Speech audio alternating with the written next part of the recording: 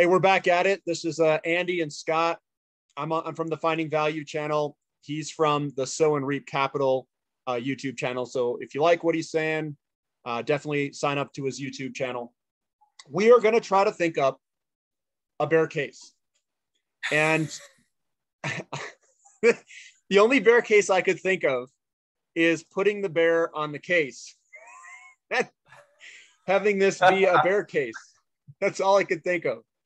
So, no, seriously, we're going to try to do a bear case. Obviously, I'm a bull. He's a bull. We'll try to think of it from their perspective, but and I'm trying hard. So, and remember that I'll just step back and say this. My entire research that I've done has led us to the commodity bull market. So it's difficult to come up with a bear case when you've researched all of this to get to the point where it's like, you get to a point where it's like, where's the bear case here? And I'm like, I don't have anything. It's difficult because we're trying to think, we're trying to get on the same level as everyone else. People are, they're scared. They may be down something in their accounts or whatever. But I've been trying to think of a bear case where it actually plays out, and we're struggling to come up with one. So, Scott, what have you thought of anything that could be a potential bear case? Anything? Actually, you know what? I couldn't until you asked me, and looking at my background just there, like it relates to the background. And so here's the thing. So bear case in terms of short-term movements, I probably can't think of it because obviously short-term movements are, rather unpredictable, right? So looking at the way, this is actually how I think about the markets. When I look at the short-term movement, trying to predict the short-term movements versus the long-term movements. So if you look at the waves, let's say you're standing like right next to the waves, right? And you're trying to predict every single wave that's coming in. That's like trying to predict how big the next downside or the upside might be, like trying to predict the size of the next wave, right? But if you step back a little bit, the long-term movements are much more predictable because you're now talking about, is it going to be a high tide or a low tide? Right? Mm-hmm. So it becomes much more predictable. And then if you take it even further and go, okay, I'm looking at like 10 years out. Is the high tide 10 years out going to be higher than the high tide today because of climate change? So that's even more predictable than the high tide of today, right? So when I look at the markets, if you want to look at minute charts, like 30-minute chart, 1 hour chart, that's trying to predict where the little sprinkles of water will go next, right? Is it going to go left? Is it going to go right? Is it going to come towards me? Is it going to just jump up in the air? So for me, yes, I mean, you can always make a bear case short-term, right? Because no one can really predict the short-term movements with great accuracy. But once you kind of zoom out to weekly timeframes, to monthly timeframes, your accuracy becomes much greater, which is why, I don't try to trade in and out. I do use pullbacks as an opportunity to add to my positions, but I don't try to, pick an interim top and sell out at a certain point. So yeah, I guess the bear case is that. But bear case in the short term could be, short-term movements are unpredictable. And yeah, anything can happen. Like there could be like just general sentiment that, leads to a sell down, like a quick sell down in the markets like we've seen just yesterday, but not like a mid to long term bear case. I can't think of any. Now here's a question. If you were to formulate an argument for a bear case, would you even use short-term data? No, because that's not really a true bear case. You're just talking about market reactions, right? So when you talk about short-term movements over the next week or next month, it's not really a bear case as such. It's really trying to predict where the market's going to go. It's trying to predict where that sprinkled water is going to go tomorrow or today or next minute, right? So that's how I kind of think about it. So in order for someone to be successful in creating a bear case, they would have to have an argument that is rooted in the structural underpinnings of the market that are actually changing to a bear case. It wouldn't be rooted in short-term market fluctuations. Does that seem like a fair statement? Now, if we could have a bear case, what would be the bear case for not short-term market fluctuations, but an actual bear case where it's rooted in the structure? When I think of structure, I think of demographics. related. That's where I look. Demographics and real estate are the two, because that's where historically, if we lose the real estate market, we almost always go into a deflationary type movement, or a recession, is followed. Yes. But we don't have any of those indicators. We don't have the demographics supports higher prices. The demographics interaction with real estate shows us we have no inventory. Like, I'm trying to think of a bear case. I mean, we have the stock market and the bond market rolling over. And do you think there's a bear case there? Do you think that the stock market and bond market can go into a recession or a bear market and impact everything else? Do you think that could spread with it rolling over?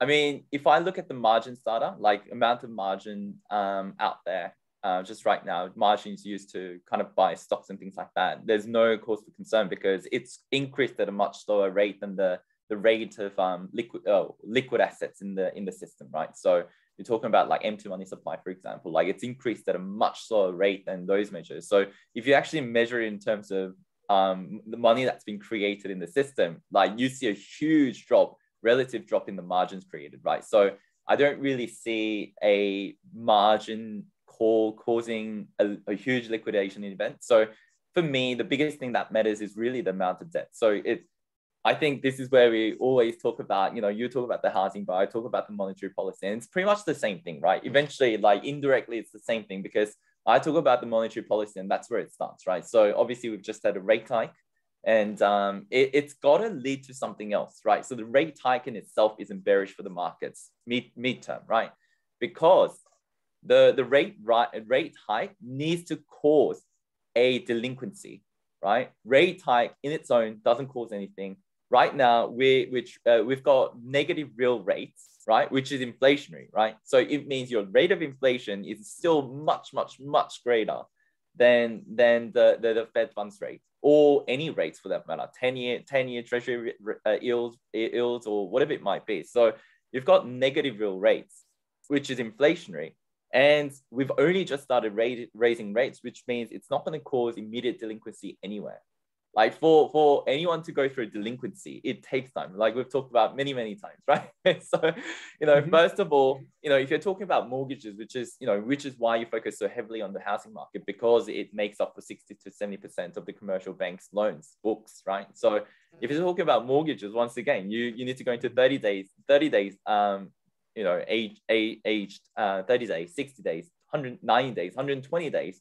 And then the banks, start going into foreclosure processes. But even before that, you've got the banks that gives you hardship, right? So if you apply for hardship, then they give you some leniency in terms of when you can make the payments. And if you're 30 days late after you apply for those things, if you make one payment, the clock starts again, right? So 30 days, 60 days, 90 days, 120 days, they start all over again. And on top of that, what you've got here is you've got governments that are so reactive to these now, right? So you've got monetary policies and fiscal policies that are so reactive in reacting to any of these downturns. So you've seen during COVID, right? Banks gave people holidays in terms of mortgages. Like in Australia, for example, I know banks were sitting at like 10% delinquency rates if they didn't get the support of the government. But what did they do? The Australian Reserve Bank of Australia printed a bunch of money, handed a bunch of money to the bank, injected liquidity into the system, and that allowed the banks to defer mortgage payments by 6 months. They gave 6 months holidays for anyone with mortgages, right? So banks are so reactive. Like you've got all these processes in place that that makes it that delinquency doesn't hit the economy immediately. So I feel like, yeah, there are no structural, I guess, changes for a bear case in the short to medium term. Okay, so then I'm going to take it to the extreme, and they're going to ask the question, well, then why are stocks going down right now? That's what they would ask. They say, why are stocks, not stocks, but why are commodities or uranium or whatever it is in the commodity sector, why are they going down? Is it anything to do with the commodities themselves? Is it something to do with the linkage in the overall markets? What what's your opinion on that? Yes, so it's a knee-jerk reaction. So I've been talking about this for a while, but knee-jerk reactions, I mean, despite what people might hope for, knee-jerk reactions, it doesn't mean it's going to be a knee-jerk reaction for a couple of days, right? So knee-jerk reactions can last months, right? So if you look at these rate rises, so I've just drawn the line through where, every time there was like a start of a rate hike, and what I put on here is a NASDAQ chart, right? And the moving average that you see here is on a weekly 200 moving average on a weekly time frame. So what you see is here's the rate hike, and I'll just do a measured move of all the time frames as well, actually. So here's the start of rate hike, and we hit the 200 moving average, 763. That's like nearly two years, right? So these times can vary. Like knee-jerk reaction can be quite big, but what usually happens? So this was 469 days, right? So knee-jerk reaction can be quite, long in duration, but usually what it's followed by is this is on log chart, so you don't really see it, but it actually is followed by a pretty strong bull run, right? After the rate hike.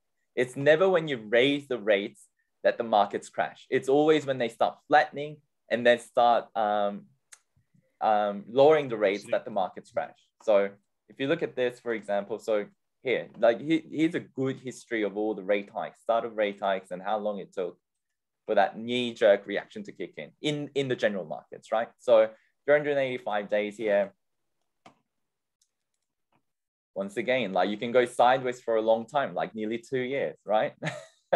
So you can go sideways in these general markets for a long time. So what we're talking about, what we are more concerned about, so nearly a year. So what can happen here is we can just go sideways. What I'm kind of expecting is we can go sideways for up to 2 years before a blow up top in the general markets. But what we are all waiting for is a decoupling, right, of the commodities. So let's just overlay this with used oil.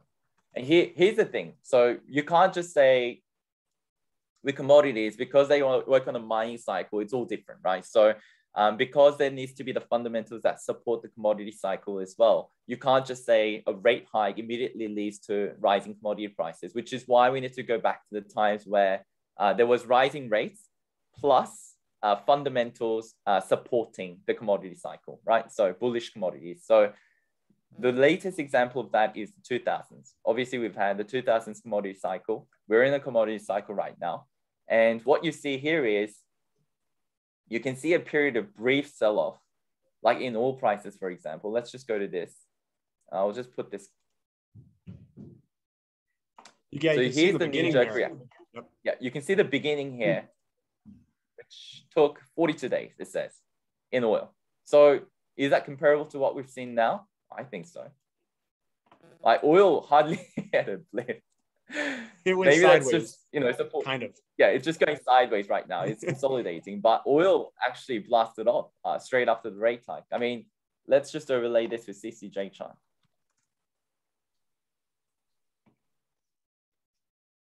Yeah, well, CCJ blasted off. It's just consolidating. So, I mean, despite the sentiment right now, like it's actually gone up.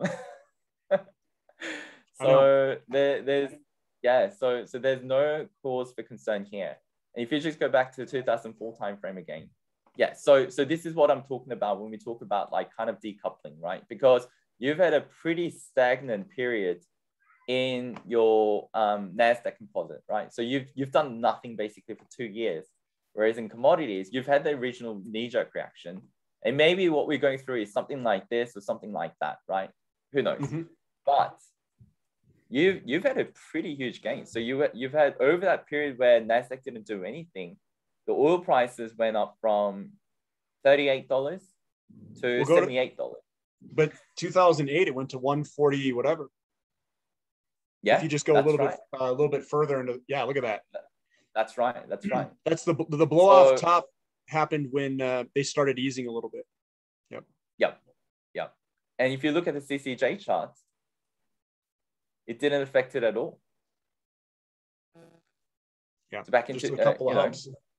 Yep. So it went from pretty much $8 to $41 in that period where NASDAQ didn't do anything and just moved sideways. And so people... Do you think that the market conditions today are exactly like the 2000, like that type of that time frame, or do you think it's different? How are they the same? How are they different? Like, what's your opinion on that? So the biggest difference, I think, when you compare, so 2008 is kind of similar in the sense that we're coming off a very low interest rate environment. Obviously, this was a 2000, not 2008. 2000. Like when 2004, like this, right when they started raising interest rates. Do you think that in 04 is like today? So there are various factors that align with the 2000s versus 1970s, right? So I'll talk through them. So basically, back in 2000s, when we first started raising rates, we're coming off a very low interest rate environment. So we're coming off 1% in terms of Fed funds rate, which was like historically very, very low at the time. Right? So we hadn't seen this type of rate since I think the 1930s or something, 1940s, right? So we're coming off a very, very low interest rate after a very long easing cycle. So in that sense, it was pretty similar. But in terms of the commodities, in terms of the fundamentals for the commodities, I would say it's much, much stronger now than back in the 2000s. Another thing that's kind of different is that the biggest driver of that you always talk about, which is the housing market. Housing was in, I wouldn't say a bubble, but in relatively overvalued territory compared to what it is now. So this was before the cleans out. So obviously, you don't have the tailwind of the housing market as we do now. So housing, what I mean by the tailwind of housing is that obviously, we've talked about the creation of the fractional banking system, which means that increasing housing prices is favorable for, it creates an inflationary pressure, because you're going to have more money in the economy as a result of banks loaning out in mortgages, right? So we didn't have that. So and we didn't have the commodity. Did I talk about the commodities fundamentals, the supply demand fundamentals? So yeah, you touched on it, but you didn't go into it at all. Yeah. So supply and demand fundamentals are very much different. So back in 2000s, if you look at most commodities, oil, copper, aluminium, graphite, uranium, whatever it might be, they were in supply and demand balance, which means supply of commodities met the demand of commodities largely, right? So you didn't have the strong tailwind of the commodity supply demand picture as well. So in some cases, yes, the fact that we're coming off a very low interest environment was the same, but I would say those other factors just around housing, the fundamentals for commodities were different. Now, if we want to marry that up to the fundamentals of the commodities, where we saw that was probably back in the 1970s, where we had the energy crisis, for example, right? So let's go back to that time. Yeah, we got an energy crisis in the 1970s. We have an energy crisis happening right now. So I would think that's a larger correlation than what it was with just in liquidity coming into the system from the housing market back in the mid 2000s. Yep. So I would say based on if you're looking at the fundamentals for the commodities, I would say it's more similar to the 1970s. I would say the biggest differentiator is the amount of leverage in the system. So obviously the public debt to GDP ratio, private debt to GDP ratio, and all those things were much, much lower back in the 1970s. Now, why can this be bullish for the commodities now? It's because now the Fed is trapped, which means because they are so highly leveraged, it's like this, right? So let's say you've got a credit card debt of, let's say your income is 100 a year, right? And your credit card debt is 30. It's kind of manageable, right? It's kind of manageable. You don't really need to panic and print a bunch of money for yourself, right? But when the system is so leveraged as it is now, and the Fed is or the government, the US government is spending pretty much all their tax collection in paying off their interest at current interest rates, you're trapped, right? You can't go backwards, which means you can't let the interest rates rise so much, because any increase in the interest rates will significantly dampen the US government's ability to pay off its debt. Like there will be a massive fiscal budget deficit. So what does that mean? So that means they need to be printing more money to get their way out of this, which means they can't see a huge downward price movement in bond prices, right? Because that means interest rates are shooting up. When interest rates are shooting up, then any new, I guess, credit that they take out. So obviously they've got to issue US treasuries to fund their fiscal spending. Any new treasury bonds that they issue will be at a higher cost, which means they can't afford it. they just can't afford it, which means it's inflationary because they can't afford rising interest rates. They need to print more money.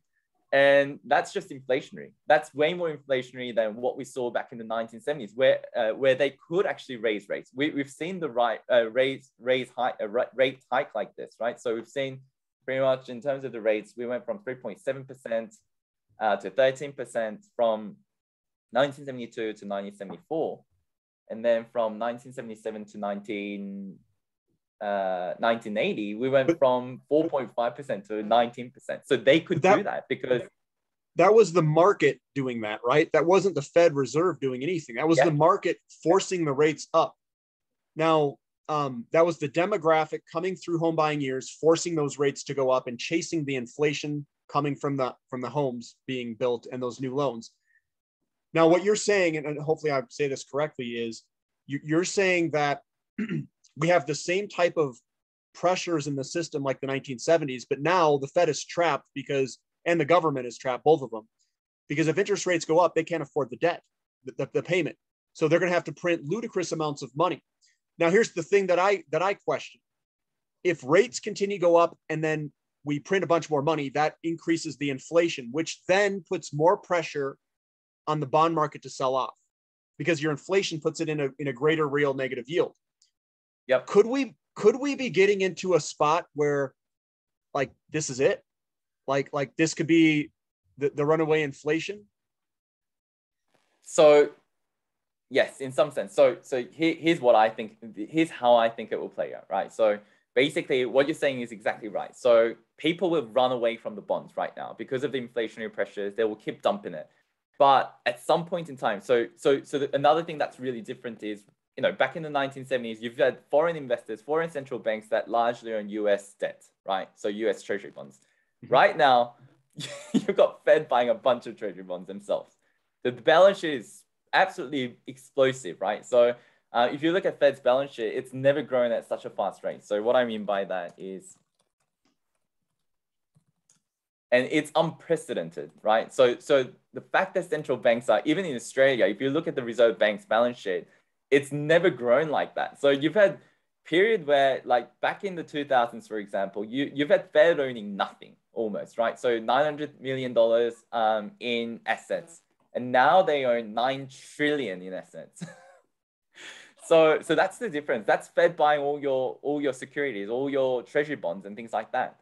So, yep. Back in the 1970s, you've had very supportive foreign. So because the US was a net credit nation, right? In that, a net creditor nation, and they were exporting a bunch of stuff. They were making net exporters, right? They were making a bunch of stuff by, making, Ford, General Electric, or whatever it might have been at the time, and they were making money in their trades. Whereas now they're like, what is it, 70% net import nation or something like that? Last time I looked, something like that, right? So they're making, in terms of their trades, they're making a significant loss in their trades. So that's another difference, because now we're seeing, because there was high demand for US Treasury bonds by foreigners back in the 1970s. Yeah, I mean, the Fed didn't really get involved. But now, because what Fed is effectively telling everyone now is, we're gonna inflate all your debt away. So, and they're basically advertising that they're gonna inflate all the debt away. So if you want to get now, you better get out soon, right? So, and that's exactly what the foreigners are doing, right? Japan, China, and Russia have been dumping US Treasury bonds, right? Over the last couple of years. And I think that trend is only going to accelerate. So yes, you're 100%, even the institutional money is going to come out of all the bonds. So you're 100% right that it will create that inflationary pressure in that those money, so the foreign central banks, when they exit US Treasury bonds, right? And when the institutional money exits out of US Treasury bonds, they will be rotating that money into commodities and value stocks. That's what I think will happen, right? But Yeah. Fed is now stuck because they can't afford to have rising rates. So their only solution then is to print more money and buy it up themselves. Yep. So, and I think that's the ultimate road that we are headed towards. Yeah, this is, well, what's bad is they're going to have to print so much money to hold these rates down. I mean, yep. I guess the question is, how would you position for it? I mean, that's really the question, right? If we know this is coming, how do you position for it? Where do you want to put your money? And to me, I always go straight to energy, because energy seems to be one of the biggest benefactors. And I would say precious metals too, like physical precious metals. And I don't know if the mining companies would be that great, because if energy just goes rocketing, like if it just takes off, I just don't see how the mining companies would make more money. I don't know how their margins would expand. So you're playing the difference between the metal price and the energy price. So you're playing the margin game, which means that you're hoping that the metal price would go drastically higher in relationship to their input costs. And I just think that'd be a really difficult thing to win. So I don't know. I go straight to energy. Energy seems to be the best way to play it. And the way that I view these things now isn't about making money. This is about preserving wealth and getting out of the dollar, getting out of all these other assets that won't do well in an increasing interest rate environment and an inflationary environment too. So maybe I view things differently, because I know we've had some pullbacks here, and I'm getting more and more bullish to buy whatever I can. But some people, they view it a little bit different, because what they see is the down percentage in their portfolio, or the down percent in that holding that they have. Yeah, that's got to be the bonds. Yep. And that yep. Looks absolutely I know. It looks like garbage. It looks really bad. So yeah, I mean, this is exactly what we're talking about. The interest rates work on a 50-year cycles, right? So if you just type in Fed funds, if you look at the entire history of the Fed funds rate, oops, let me just see if I can pull it up here.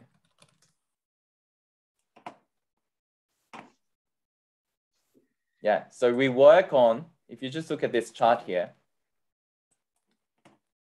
we work on a 50-year cycle. And so what happens with it, I mean, obviously there are these blips, but just look at the long cycle here.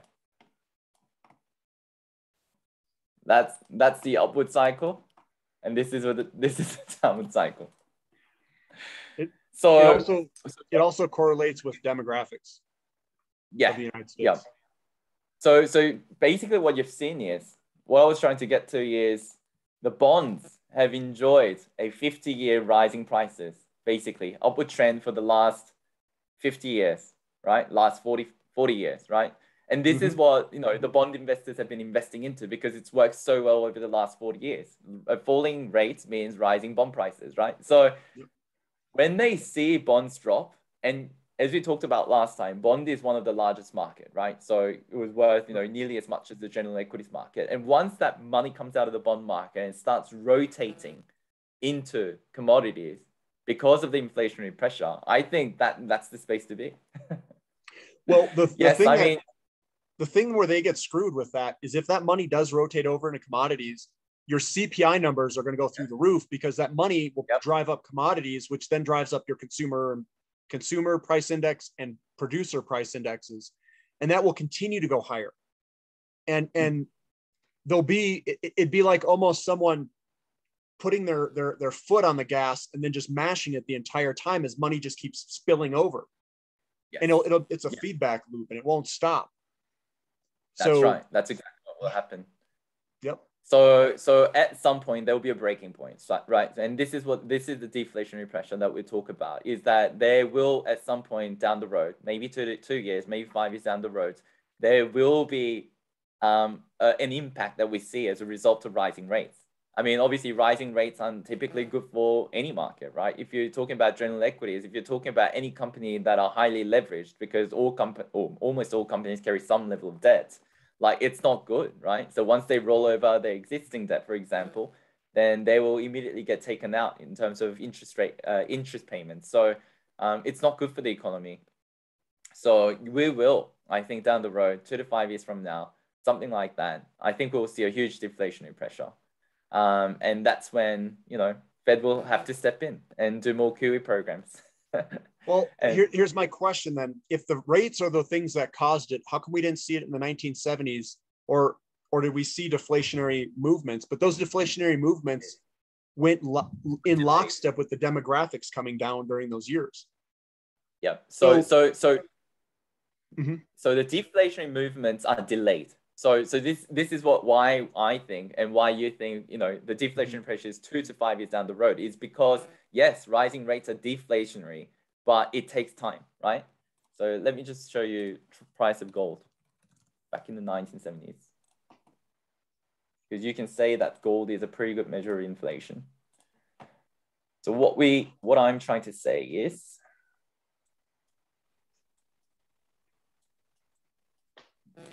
so here, I think that's the delayed effect. So we've had a massive rising rates, right?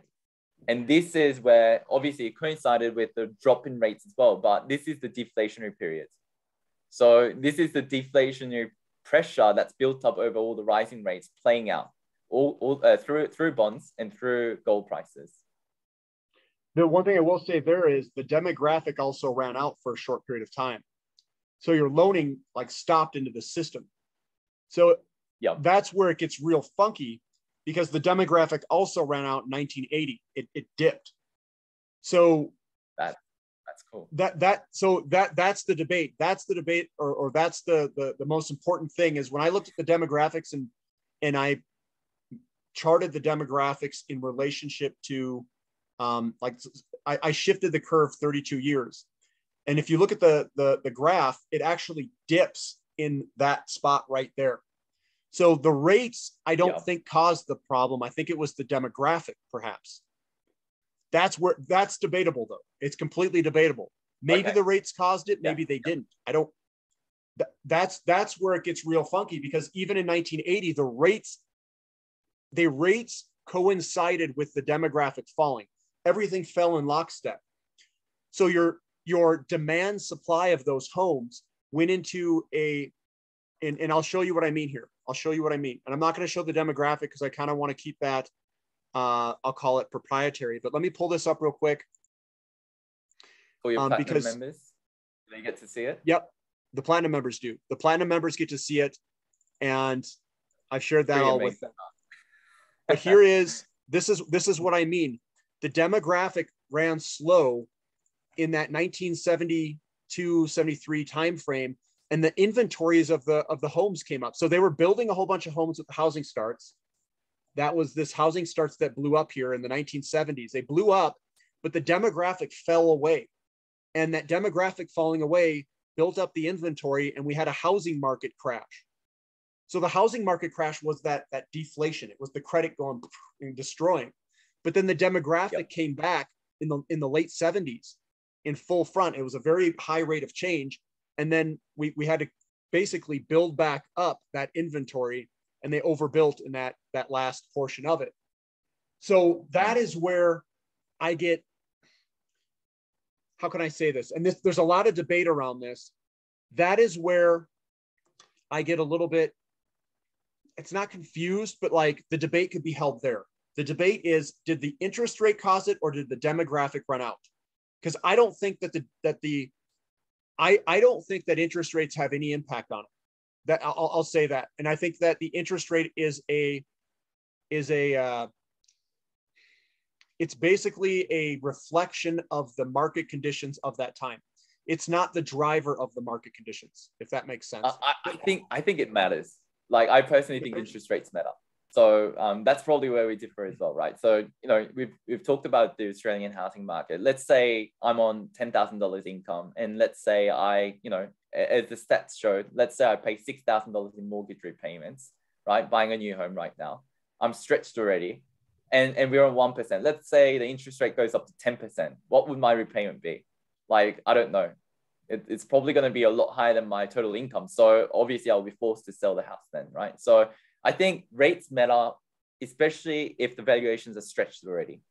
And as in Australia, you can't fix your rates for a long period of time like you can in the US, because you can fix it for 30 years. We can only fix it for 5 years. But because the premium that you pay on the 5-year fixed mortgages are so much greater here. So you're paying like, I think from memory, you're paying like 1.2% higher if you take out a 5-year mortgage than if you took out a 2-year mortgage, 2-year fixed mortgage. So most people go for 2 years, 3 years fixed mortgages just because the premiums are so much higher. So in those cases, I think it matters. And I did look up the stats even further for housing. So when you look at last year's sales in terms of the new houses sold, I think almost 30% or somewhere around that region were first home buyers as well. So that means they are fresh into housing. They don't really have a bunch of equity built up. And if they get hit with high interest rates, they could be stuck. That's what I think. So I'll say this. I agree that interest rates matter, but they only matter when you're at the margin, if that makes sense. If you're only at where you are close to an equilibrium point. So if you're coming into an area where you have a whole bunch of buyers coming in and there's just no homes, what the market will naturally do is it's going to say, I got to price out 90% of these buyers that are first-time buyers because we just don't have the homes for it. The interest rate won't matter because you're flooded with buyers. Like there's just too many, you're overwhelmed. And when you get to that margin where you get the buyers and sellers start to equal each other, and then the demographic runs out, then it matters a whole bunch. So I think it'll not matter depending on what the demographic and the flood of buyers coming in. Then it will matter a whole bunch when you get to the end of it. But that's my take on it. That's right. That's exactly right. So nothing plays out immediately. So, obviously those sellers will be forced to sell not immediately, right? So even if the interest rates were to shoot up to 5%, for example, like those buyers who got in last year, the new first home buyers, for example, paying 60% of their total income, they won't be forced to sell immediately. There will be a period where the banks give them a chance and things like that. And that's where we talk about the 30 days, 60 days, 90 days, 120 days, and then finally they go into foreclosure, right? So there will be that huge period until the sellers are forced to take a loss, a year down the road or 18 months down the road or 24 months down the road. Like there will be no selling pressure. So I agree with that. Yeah, well, I'm just saying if a huge demographic comes into the home buying years and it's a larger demographic, even if these people struggle with their payments, they would just sell the house to someone else because you have such a large amount of people saying, I need to buy, I need to buy, I need to buy. And then you get into this like rent versus buy scenario where your rent prices go skyrocket. You're like, I'll just buy the house, screw it. So all the people who can buy will rotate and buy. And then all the ones who rent, they may have to double up on families and stuff. So I think that the demographics matter. I think they matter more because you're going to get into a squeeze with the demographics. And then the interest rates are a resultant of basically the squeeze. That's the way that I've always viewed it. But how about this, Andy? Right? So how about this? So let's say the demographics come up. Let's say the average income is like $10,000 per month, as we talked about. And how about if they could afford the same $6,000? So the new demographics coming along could afford the same $6,000, but because the interest rates are much higher, the amount you can borrow from the bank is much less now. So your physical demand might still be there in terms of demographics, but how much they can afford based on their income could be a lot smaller, just in terms of dollar value. Yeah, so then I'll argue with this. If it's 10 buyers to every single house, all of those people who are going to get loans are going to get priced out, and I'll just pay cash. Because 1 out of 10 people could pay cash for it. 25% of every home purchases, I think right now, are all cash offers. Or it may even be higher than that now. But remember, you have to price out 90% of those people. That means 1 out of 10 people will get it. So who is the richest of the 1 out of 10? It's not the median anymore. The median's the 50th percentile. He's all priced out. So you're going to the top 10% and saying, okay, if they make over $100,000, what can they afford? Do you get what I'm saying? If you take the demographic and say, we got to price all these people out, there's just no homes. And you're pricing it on the margin. Remember that it's how many homes are for sale and how many available buyers you have. It's not the median home price or the median income goes like to the side at that point until you hit the equilibrium point where it's like, hey, look, these people are all bought. and then you start going down the totem pole. Like these guys are going to have to get mortgages. Yeah, I think we're just talking about different time frames. So obviously I'm looking a little bit further out going, what happens if this eventually happens? But you're looking at the immediate time frame. And so, yeah, I agree. Immediately there's going to be no effect. Everything plays out. So it's very slowly. I'm looking at the cycle, the real estate cycle. So when you go from a recovery phase to an expansion phase, you have the largest imbalance of buyers to sellers ratio. And right now we're basically at that turning point where we've got all these buyers and there's no homes to buy.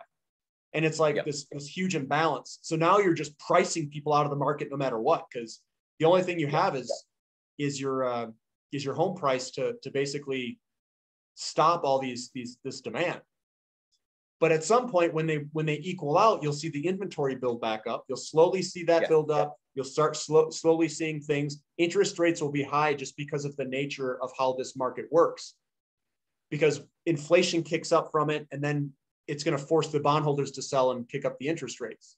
It just blows out this I don't know. I consider it like this chain of effects. It's just like boom, boom, boom, boom, boom, boom, boom, and it all blows out. And then the dollars in the system come in, and then they bid up all these commodities because you're short everything with too many dollars in the system. Yep. So here's the question. So when do you start getting worried about inventory? Because I'm just looking at the New Zealand stock. Did you see the chart that I sent you the other day? Well, when I would get worried at 8 months. 8 months of inventory. 8 months. 6 months is a balanced market. Above 8 months is when you need to start to worry. 10 months is getting high. That's crash territory. 12 months, you're going to eat it. You're gone. Yeah. And you want it to go slow. You don't want it to like launch up. Yep. Launching means you have a problem. If you see like a launch in inventory, you probably are getting to a spot where you could see a crash or a very big slowdown. Yeah, because New Zealand housing looks like it might be launching a little bit. Yeah. And this is what I mean, because like Sydney, like this is completely a separate matter, like between the US versus Australia, New Zealand, and Canada. Like we're just totally different in terms of affordability. So like any new ones that are coming on now, like they are walking on ice right now, I think. Like any rate hike will hit them hard. Like in the US, no, because obviously you've got such a big wiggle room. Yeah. And you're locked in, first of all, and you've got such a big wiggle room. So even if the rates were to rise, like even if your mortgage repayment to double, it's not even going to come up to Australia 60% of total income spent on mortgages level, right? So, that's the big difference. Yeah, that's the big difference. I think your market is very much different than our market. You guys are highly leveraged. We are not, and we also have long lock-in periods of our rates, and you guys don't. So yeah, I really don't know anyone who bought a house recently without a mortgage. So it's different. I agree. And it's usually, and as we talked about last time, 16.6 years to save deposit for a 20% down payment for a house. Like that's so different, right? That's way different. It's way different than ours. Yeah, it's very different. So yeah, so I don't have anything else. Do you have anything else to add, Scott, or you got maybe the one last thing? Yes, I do.